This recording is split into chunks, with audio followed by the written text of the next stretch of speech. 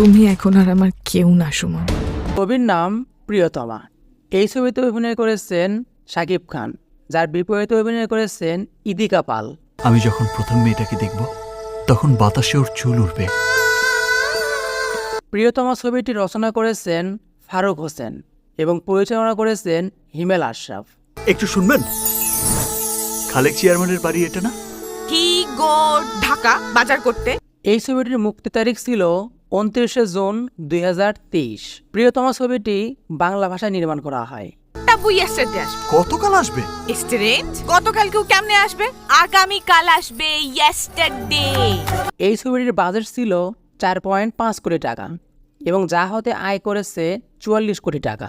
এবার আসে ছবিটির মূল গল্পে। বলবে ইতি তুমি কি আমার প্রিয়তমা হবে? প্রিয়তমা হলো 2023 সালের একটি বাংলাদেশি রোমান্টিক অ্যাকশন চলচ্চিত্র, যেটি পরিচালনা করেছেন হিমেল আশরাফ। তোমাকে জানিয়ে দিলাম প্রিয়তমা।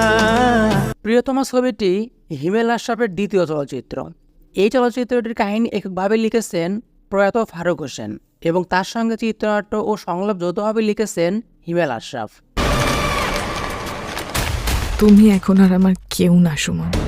তুমি আগের মতো হয়ে যাও। এই ছবিতে মুখ্য ভূমিকায় অভিনয় করেছেন শাকিব খান, ইদিকা পাল ও শহীদুজ্জামান সেলিম। এই দুনিয়ার কেউ আমাকে তোমার ছাড়া অন্য কারোর বউ বানাতে পারবে না।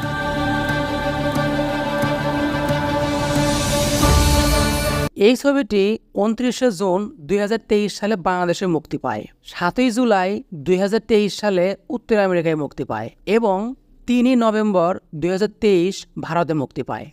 ঈশ্বর কি তোমার আমার মিলন লিখতে পারতো না? এত ভালোবাসি বলেই বোধহয় দূরে সরে যাচ্ছে।